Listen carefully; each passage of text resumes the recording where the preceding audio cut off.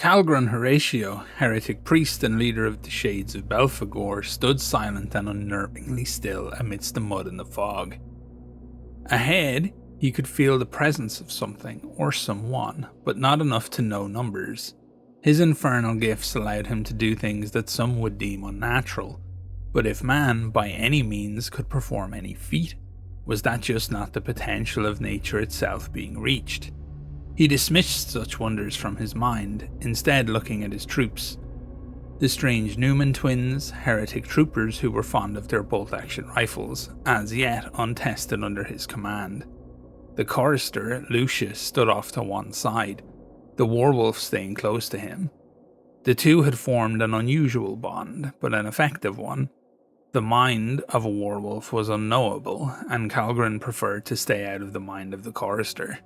He had attempted to incite him toward action only once, and while it had been successful, it had left him feeling decidedly uncomfortable.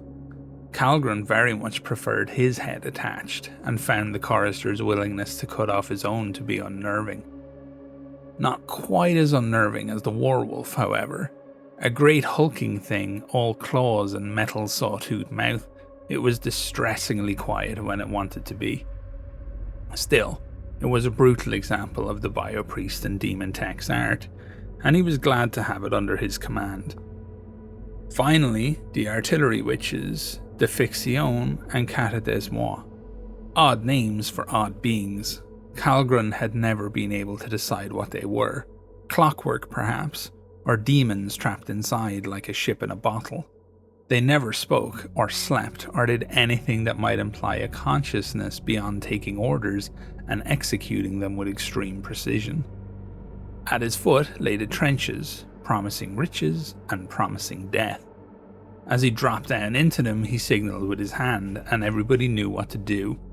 The witches moved slowly through the mud to either flank, watching for any sign or signal that would cause them to bring in one of their deadly bombs.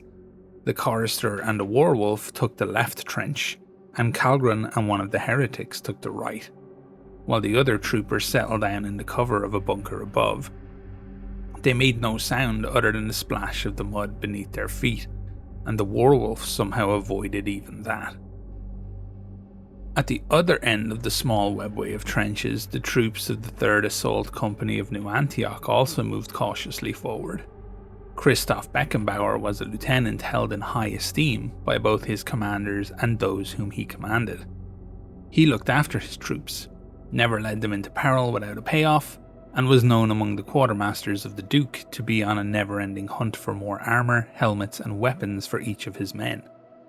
He had brought with him Hans and Franz Trausch, two shock troopers who had proven themselves to be a talented and heroic pairing. Mike Kruger, another shock trooper, and two yeomen. He also had his longtime friend Albert Ziegler, a cleric of singular vision and devotion to the cause. They had spent many nights in no man's land sharing a fire, kept sane against the raging demonic dark by their faith in the Almighty. So it would be today, and so it would be always, with any luck. Beckenbauer and his team entered the trenches from the north, settling into them near a cracked and mostly destroyed building and in the shadow of a taller watchtower.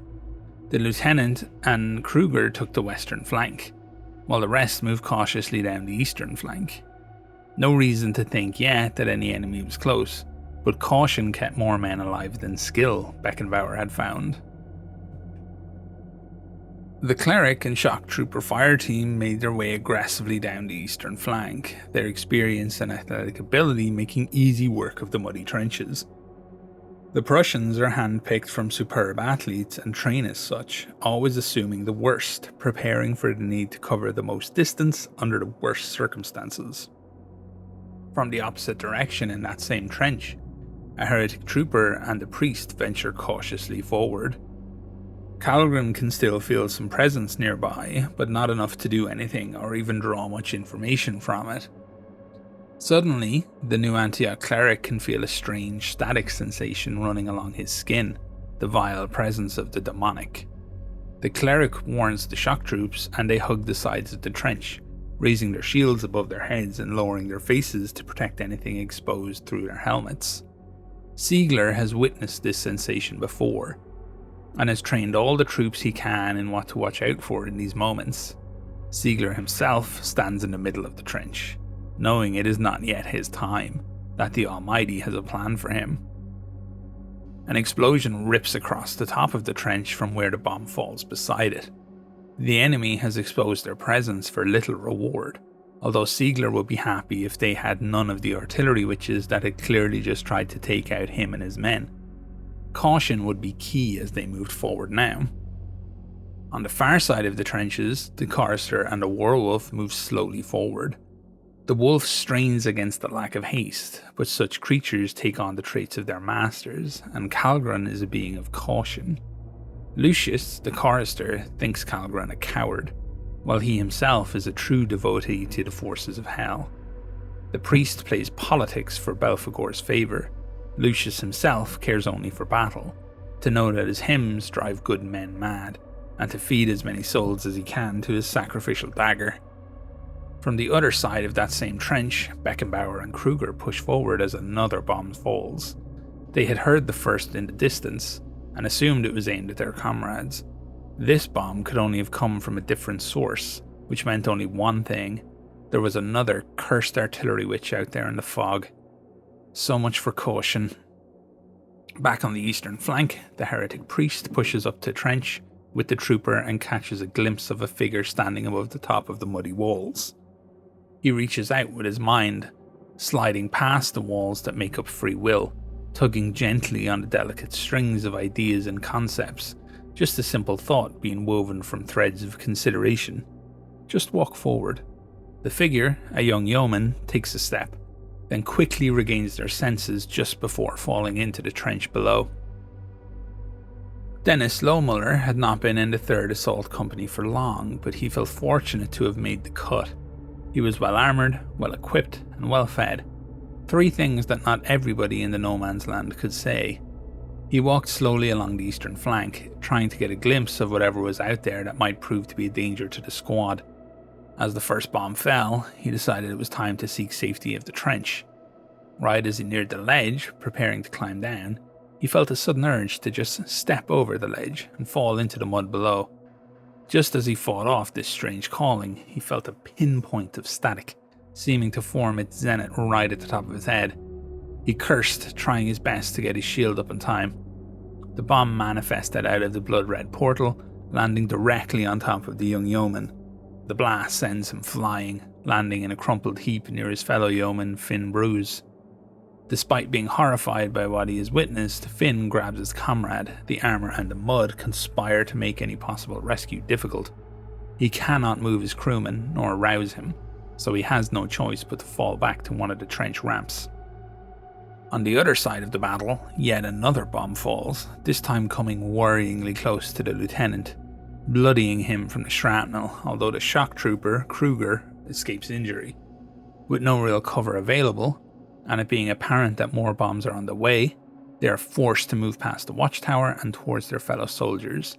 The plan was to hold the trenches, which they cannot do if they are blown to bits. Beckenbauer decides that they need to regroup. Then they can either find a threat and take it out, or they can hold the most important areas against their enemies for as long as is needed. It turns out that this just might have been divine providence, as the werewolf is making its way around to their former position, and the shackles on its patience are quickly dissolving the longer it is away from Calgren's direct influence. On the east side, the unshakable cleric Ziegler pushes down the trench. His instincts tell him that the enemy is close, an opportunity for divine retribution is nigh. Ahead of him, a heretic peers down into the trench. Firing around, it zings past the cleric, and then he tries to duck back. The coward. Ziegler motions for the shock troopers to follow, and both men do, pulling the pin on a grenade each and launching them down the trench.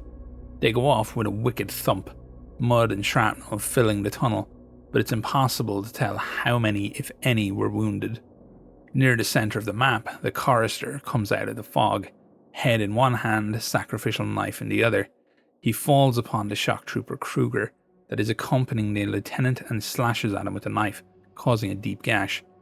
Meanwhile, on the eastern flank, Calgren feels that discretion is the better part of valour, and falls back from any more potential grenade attacks. Things are rapidly falling apart for the 3rd Assault Company. In the centre of the map, the shock trooper tries to attack the chorister, but his disgusting visage and horrific hymns are too much, and the usually skilled shock trooper finds himself easily parried and blocked. On the other side, disaster strikes the 3rd Assault Company. The Ficciones, the artillery witch that has been harassing them non-stop, perfectly dials in her aim. Complex distillations of time, geometry, and existence converge, and a bomb straight from the death factories of the 3rd Circle of Hell falls neatly into the trench. The shockwave is brutal, downing a shock trooper and inflicting wounds on the other and on Ziegler. The injured trooper launches another grenade down the trench, hearing a pained scream as it goes off. He sprints to the turn, rounding the corner and smashing into the heretic there, taking him down into the mud and bashing his brains in. The heretic priest moves up a trench towards the centre of the table as the other trooper drops down into the trench behind him, grown tired of trying to find angles on enemies that he cannot see. The priest is desperate to find friendly troops.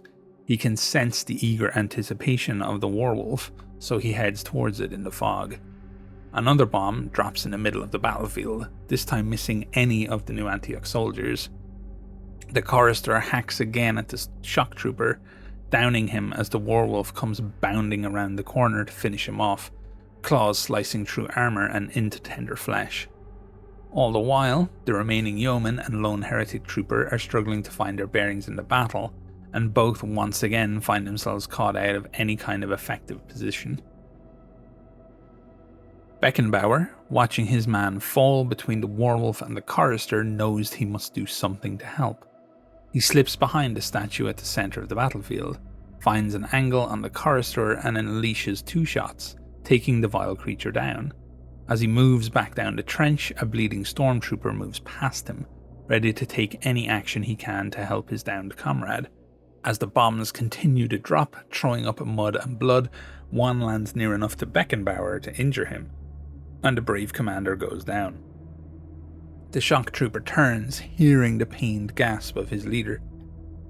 As he turns back to look up the tunnel again at what might be coming at them, all he can see is a wall of fur, metal and muscle. The werewolf drags him down into the mud, teeth shredding through the armour as the shock trooper desperately tries to create space to fight back. Right as the teeth start to bite deep into flesh, Ziegler rounds the corner, screaming abomination. He blasts the werewolf with his shotgun, buckshot smashing into armour plate but doing little damage, and seeming to do even less where it hits flesh. Just at that moment, Calgren reaches out, delicately and seductively into the mind of the cleric. Manipulating a man filled with righteous fervour is easy. Just walk forward, fight the beast, and send it back to hell. An easy thought to plant in a fertile field of faith. Suddenly, Ziegler finds himself face to face with the full might of a werewolf that has tried to chew through the armour of 2 shock troopers already. He coolly tries to bring his shotgun to bear as the werewolf rears above him. He can only smell blood and decay on its breath, and feel the heat of it, even in the chilly fog of these cursed trenches. Still, today is not his day to die, nor is it his day to doubt the Lord. The nearby statue of one of the main saints of the trenches has finally taken enough shrapnel damage and vibrational damage from the falling bombs. It crashes down, bouncing off the armoured werewolf and landing between the two. Bloodied and battered, the forces of New Antioch use it as a chance to fall back, while the heretics consolidate and take the trench, and search for the papers that they were sent there to find. Christoph Beckenbauer inspected his men, as he did after every fight he had. They were lucky not to lose anybody, though it was clear that they were shaken. Mike was barely alive, tough bastard as he was. Albert was still pulling shrapnel out of that poor yeoman Dennis, and Hans had been beside his brother since they made camp. None of this boded well to Christoph. He had seen what poor morale and lack of faith do to the Lord's warriors. They had seen the horrors of what the damned do to deserters, the crucifying, disembowelment, the unholy sacrifices. Bad too were the executions and the dreaded excommunicado purgatorio sentence. Lucky for Kristoff, no witch burners were around, and the heretics were content with their defiling of the trench line. Only him, his squad, and the Lord. He stood in front of his men, beaten and bloody, and spoke unto them. We got beaten badly today, yeah? Lost our trench, nearly died a couple of times as well. Feeling no glory today. Well, let's take stock. We're all alive, our gear is still good, our armour hasn't failed us. God looks upon us in good favour. It's clear that we are favoured yet. So rest up and hold your heads high and look to our next job. We'll heal our wounds, get some cold beer and warm food, and rearm with some new equipment. We'll get our day soon enough, boys. Calgron watched as the motley crew members of the Shades of Belphegor slipped into the ruined building to the north of the trenches. The Fictiones, who had landed her bombs so beautifully on the enemy, and Cata des Mois, who had not. The chorister sat near the fire, sharpening his knife, robe still bloody and muddy from the battlefield. The troopers sat off to one side, huddled together in a corner. The close call for one had seemed to upset the other, as if for some reason they were ill-prepared to have only one die. Live together, die together. It mattered not to Calgron. The werewolf sat outside, growling and chewing on some old bones it had found. The chorister said the wolf had done well, and almost gotten to an enemy cleric before the damn statue had fallen on it. So the Shades had won the day, and Calgron now had a target and a plan. The cleric was likely still close by, and a future meeting was all but guaranteed. Belphegor would pay handsomely for a cleric, broken of spirit and ready for the goetic process. Then, truly, would he have a monstrous creature to enact his whims. Once again, the werewolf made crunching and snapping sounds as it had found something new to rip through. As Calgron sat and watched the fire, a pale simulacrum of the beautiful warmth of hell. He thought that he might have to give the creature a name,